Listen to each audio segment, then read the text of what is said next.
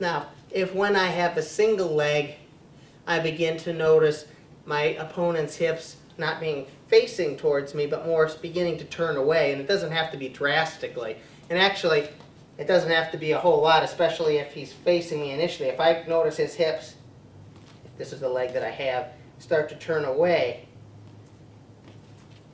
I have a finish here I like to do, where I'm going to slide down the leg and I'm going to punch his knee with my shoulder. And watch what happens when I do this. And we're going to presume, too, Kolby probably wouldn't turn his hips far away from me initially. That would not be a very good defensive maneuver. But if he was facing me and we were hand fighting in here after, or he was hand fighting me after I've got my single, and I notice his hips turning away, now watch. As he begins that motion, even though he's not really, he's still almost kind of facing me a little bit here, he's not even quite 100% square. If I notice his hips turning this way, if I can hit his knee with my shoulder, watch where his hips go. From here, if I come down, notice his hips go away. They turn away from me. He's in a very difficult situation now to be able to defend against me. And so that's the principle of this next technique or this next finish. I'm in here and I see Kolby begin to turn his hips away. I'm going to slide my weight down. And when I say slide my weight down, I got to slide my shoulder, which is closer to his hip right now, okay, or over his thigh here. My shoulder's kind of up by his hip as well. I've got to slide that down to his knee. As I do that, I've got to slide my grip down to his ankle. It's important, though, that I don't simply lower my upper body. I've got to lower my hips, too. So when I do that all in one motion here. Down. Okay, I just pop this here. I almost like punch it with my shoulder from this position here. Notice his hips are facing away from me. It's very difficult for him to defend himself with his hips facing away, at least in terms of grappling type moves. So Kolby's hips are facing me. All of a sudden I notice they come out a little bit. I'm just going to jam down. Notice how his hips went. Just on the power of pushing his knee. Look at his knee is facing away now. And it's not, I wasn't trying to push it or twist it. I'm just popping down. And by popping down on his knee, it will turn away from this position here.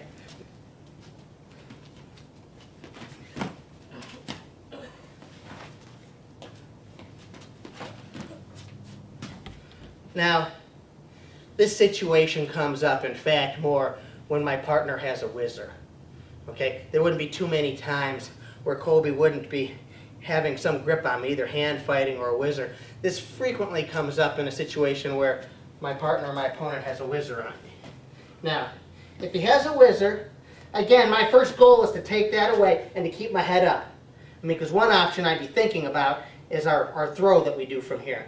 But if I notice in particular he's trying to take me this way, like with his hips, what I'm going to do is I'm going to give him a bump to get a little bit of space, and then I'm going to come down here. Notice his whizzer now is fairly away from his body. In other words, his power with his whizzer is when he has me up here, or in this position. Okay? I'm going to take it away in part by locking it to make it more difficult for him to get deeper, and also for him to make it more difficult for him to manipulate me. Next, what I got to do is I got to get a little space in here. I give a little pop here. Now I've got to jam my arm down just to try to knock his hand down a little bit. It doesn't have to go down much, but I want to hit his knee down. Now he still has the whizzer, but he doesn't have nearly the same power. And all I'm going to do from here is I'm going to come here with a sweep, a foot sweep.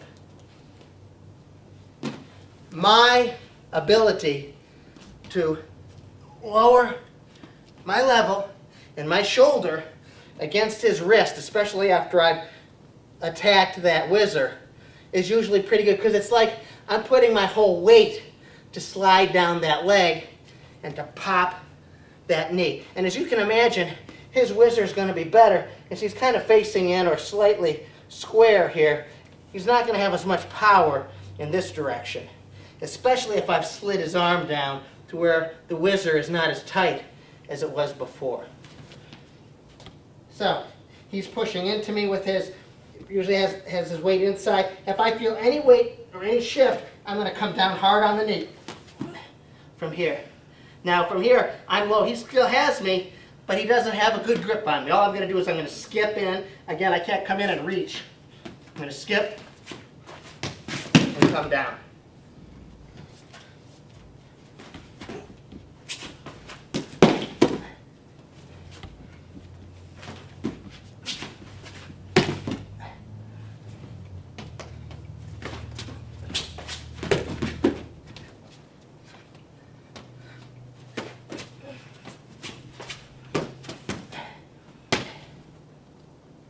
Now, a variation of that particular technique involves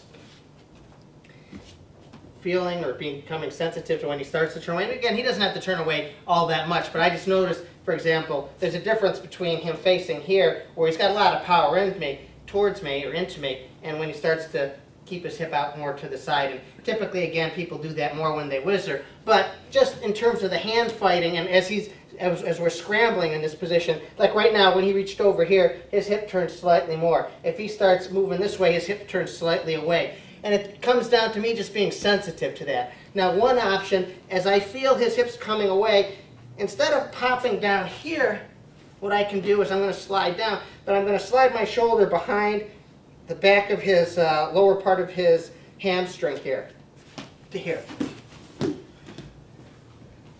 Again, lowering my hips and my body, not just my body. And it's kind of like I'm swinging him like a gate. Because I've taken this post away, I'm going to take him to where he's got no post. So I'm in here, and I feel just a slight change of hip position. I come here. Now I want you to notice something. How I slid my shoulder back behind his hamstring here. I didn't reach here. See, my shoulder's way out. I'm not going to be successful here. I've got to punch it through. And I also won't be successful if I go below the knee. I've got to be above the knee here and above the knee here. I'm not going to take him here. I'm going to take him here. Because again, he's got no post there at all. If I take him more straight out, he's got a little power here. But the more I take him this way, the more I take him away from that supporting leg, the more likely I'm apt to be able to break him past his point of balance. Again, this is a situation that more frequently will come when my partner has a whizzer. And especially on this one, it's important that I don't let him get in too deep. If he's got a really deep whizzer, I'm really thinking this technique now. I'm thinking of my throw. But as he comes in with the whizzer, and I can kind of block it off as he's digging in to get the whizzer, that's a very opportune time for me to go after this particular technique. It's more difficult to get if he's got a deep whizzer in, because it's harder for me to get my shoulder position down. Whereas, if when he's coming in I can block, notice, right now I've got a lot more freedom than I do if he's here. So, the position I can get this technique in when my opponent has a whizzer is somewhat different.